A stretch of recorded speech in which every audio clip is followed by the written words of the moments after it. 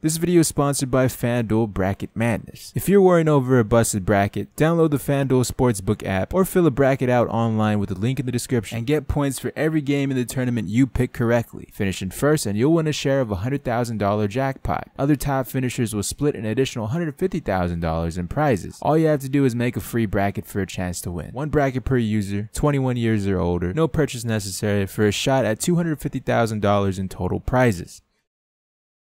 Welcome to my 2018 NBA Redraft. My name is Joshua Enviers. I know the season isn't over, but we've seen a pretty good sample size of what these players are able to do in their first year. So with the first pick in my redraft, I have the Phoenix Suns selecting Luka Doncic with the first overall pick.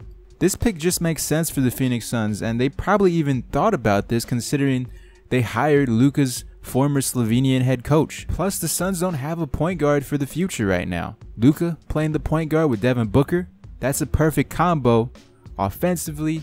Defensively, however, they got Josh Jackson at least to, handle some of that. The Suns wouldn't be as bad as they are right now, but maybe they want to be as bad as they are right now. Get a high draft pick. With the second overall pick, I have the Sacramento Kings selecting DeAndre Ayton, De'Aaron Fox, and Buddy Hield. That's a nice little trio of young talent for the Kings. I know they have Willie Cauley-Stein, but it's drafting the best available, and in my opinion, they don't need another point guard, so why draft Trae Young? And I know they have a lot of bigs. They've had a lot of bigs ever since DeMarcus Cousins was there, but they still ended up drafting Marvin Bagley in real life, so why not take a chance with Ayton, considering Cauley-Stein would be a restricted free agent? Who knows if they want to match his contract this summer. And honestly, the Kings probably would have a better record and a higher chance of making playoffs with Ayton than Bagley, considering Bagley has only started 2 games of the season so far, while Ayton would probably strive and get more touches with the Kings than he currently is with the Phoenix Suns. It's a win-win situation. With the third overall pick, I have the Mavs selecting Jaren Jackson Jr. The Mavs originally had the 5th pick.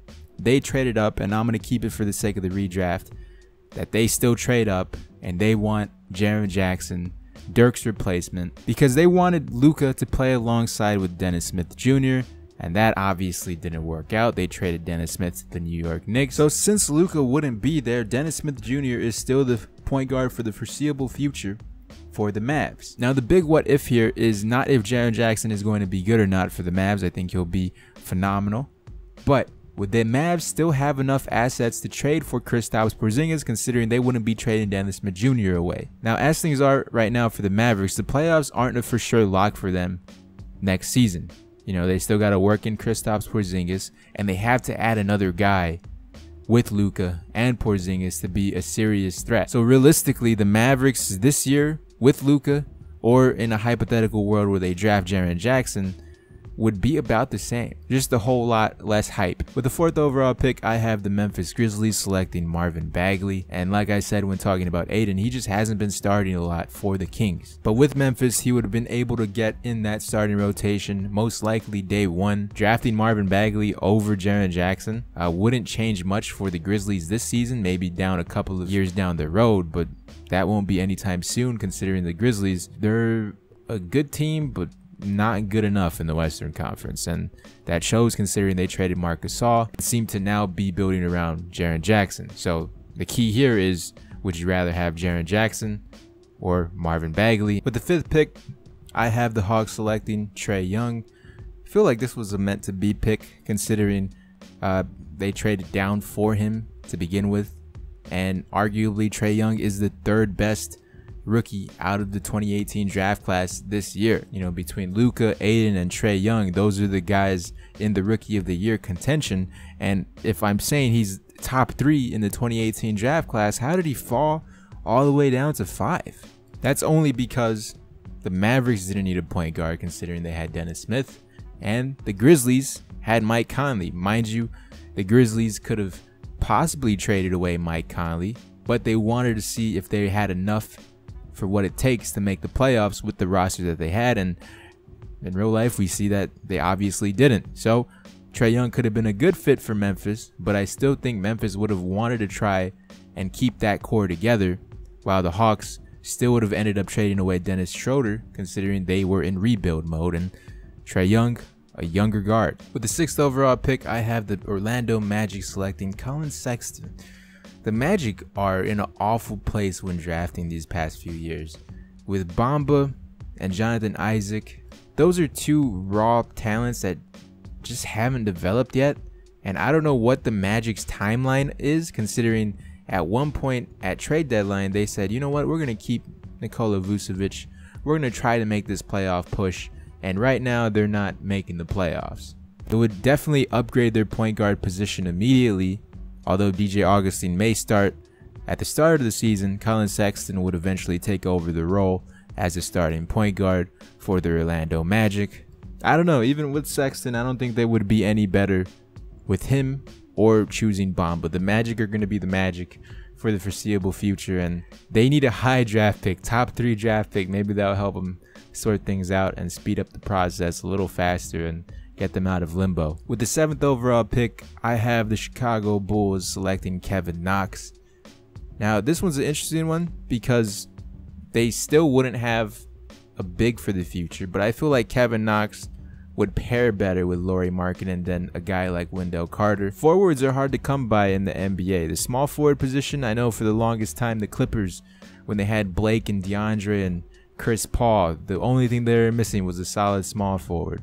And that's the case with a lot of teams. A good small forward is kind of hard to come by. And since you already have Markkanen, why not take the chance with a young core of Levine, Knox, Markkanen, and even Chris Dunn in there? That way, at the same time, maybe you wouldn't have to trade a guy like Bobby Portis away. I also would have had Knox go to the Magic at 6th, but they had Jonathan Isaac, and I didn't want to say the Magic are going to give up on Isaac that early after year 1, which honestly, who knows what's going to happen with them. But yeah, Knox, high potential guy that not a lot of people saw, so something good for the Knicks. If it's anything like Porzingis, they'll probably trade him away in like 2 or 3 years. With the 8th overall pick, I have the Cleveland Cavaliers selecting Shai Gilgeous-Alexander.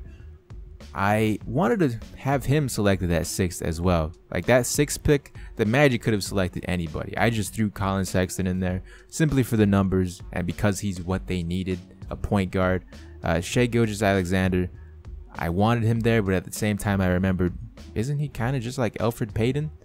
Can't really shoot, and the Magic just traded away Elfrid Payton. So yeah, Shai Gilgeous-Alexander moves up a few spots. He was drafted at number 11, and right now I have him going to 8 for the Cleveland Cavaliers, who have no future, so he would have most likely got the start immediately.